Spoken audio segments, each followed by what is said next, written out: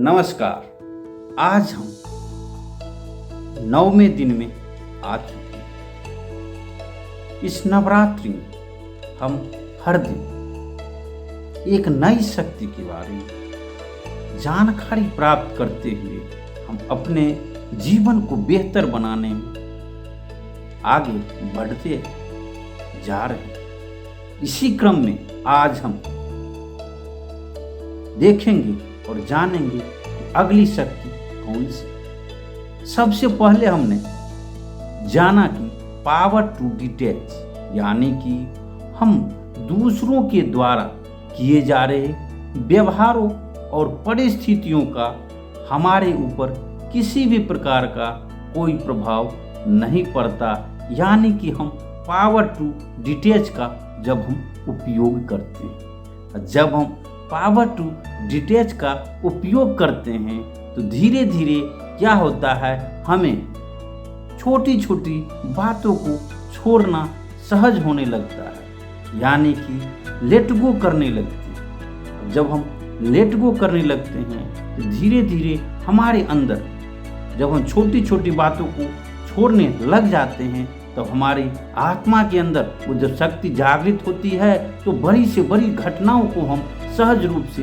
छोड़ देते हैं। और जब हम यह छोड़ देते हैं तब हमारे अंदर धीरे धीरे जो है लोगों के व्यवहार को टॉलरेंस करने की क्षमता धीरे धीरे आने लगती है, यानी कि हम सहन शक्ति का उपयोग करते हैं। जब सहन शक्ति का उपयोग हम करने लगते हैं तो धीरे धीरे हमारे अंदर एक्सेप्टेंस की प्रवृत्ति यानी शक्तियाँ धीरे धीरे जागृत होने लगती है। जब जागृत होने लगती है तब क्या होता है, इन सब चीज़ों को जब हम अपने जीवन में अपनाते हैं, इन शक्तियों को जागृत करते हैं तो क्या होता है, हमारे मन की स्थिति शांत होने लगती है, हमारे अंदर क्लैरिटी आने लगती है, हमारे अंदर क्रिएटिविटी आने लगती है। और जब ये सब चीज़ हमारे अंदर धीरे धीरे आने लगती है उसके कारण से क्या होता है, हमारे परखने की शक्ति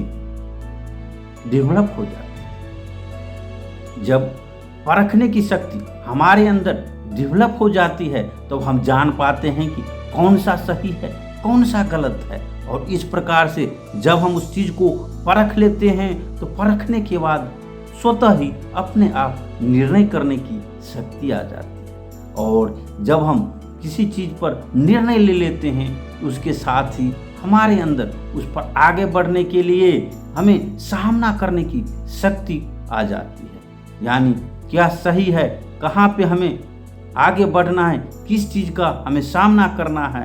जब ये सब हमारे अंदर जागृत हो जाती है तब क्या होता है, ये सब चीज़ जो है हमें अपने आप को डेवलप करने के लिए, अपने अंदर की चीज़ों को जागृत करने के लिए यह जो है इन सातों शक्तियों का जो है हमारे लिए जरूरी है। और जब ये सात शक्तियाँ जागृत हो जाती है तो वो 8वां शक्ति है दूसरों के लिए यानी सहयोग करने के लिए, यानी ये 8 शक्तियों का हर एक दूसरे से बहुत ही देख रहे हैं कि जो है एक के बिना दूसरा नहीं। और इन सभी का जो है संतुलन ही हमारे जीवन को बेहतर बना सकता है। जब हम इस स्थिति में आते हैं, जब इन सातों शक्तियों को जागृत कर लेते हैं तब हम देखते हैं कि हमारा इस सृष्टि में जो है महत्वपूर्ण भूमिका है। इसको हम ध्यान से देखेंगे और समझेंगे।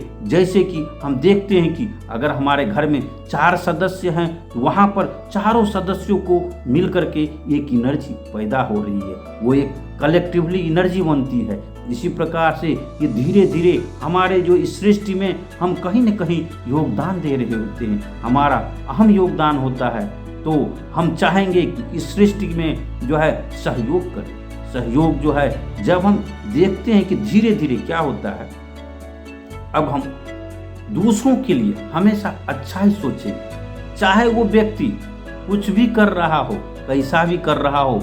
जब हमारी ये सातों शक्तियाँ जब जाती है, जागृत अब जो हो जाती है, उसके द्वारा किए गए अच्छे या बुरे व्यवहार का हम जो है हर स्थिति में उसके लिए अच्छा ही सोचते हैं, अच्छा ही एनर्जी भेजते हैं। चाहे वो हमारे लिए कुछ भी कर रहा हो, कुछ भी सोच रहा हो, परंतु हम हर स्थिति में उनके लिए एक अच्छा और अच्छा ही सोचते हैं। तो हम किसी भी पॉइंट पे, चाहे कोई भी परिस्थिति क्यों हो ना हो, हम हमेशा दूसरों के लिए अच्छा संदेश भेजें। क्योंकि कई बार ऐसा होता है कि हम हमेशा कंप्लेन करते रहते हैं, ब्लेम करते रहते हैं, यह ऐसा गलत है, ऐसा नहीं होना चाहिए, वैसा नहीं होना चाहिए, परंतु उसका हम जो है समाधान नहीं देते।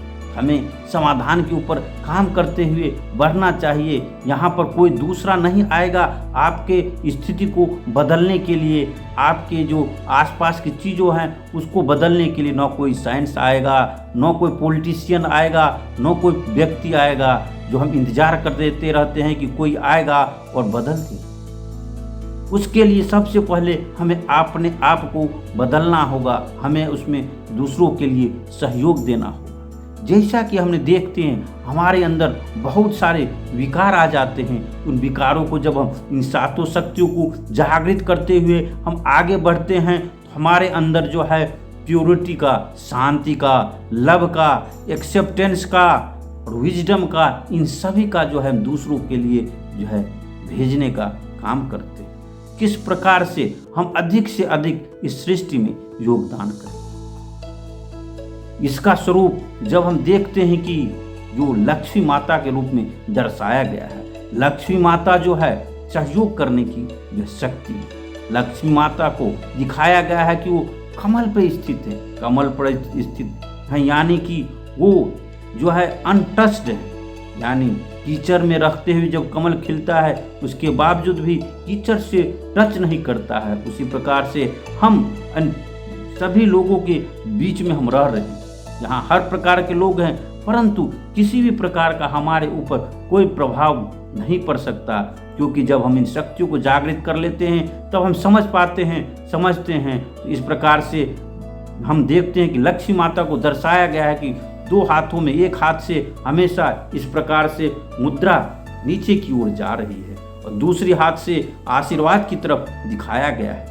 यानी कि एक हाथ से वो जो मुद्रा दे रही है, मुद्रा यानी कि नॉलेज, नॉलेज जो हम जब किसी के अंदर आती है तो वह हमेशा नॉलेज दूसरों के लिए, जो दूसरों को आगे बढ़ने में काफ़ी मददगार साबित होता है। उसी प्रकार से जब दूसरा व्यक्ति आपके सामने आता है तो आप हमेशा उसको आगे बढ़ने के लिए जो आप दूसरा माता का जो हाथ दिखाएगा आशीष के रूप में, यानी कि उनको आशीष दिया जाता है कि आप आगे बढ़िए। तो हम इस बात को जो अपने जीवन में अपनाएंगे तो हम देखेंगे कि हमारा जीवन किस प्रकार से आगे बढ़ता रहेगा, यानी न्यारे सबके प्यारे।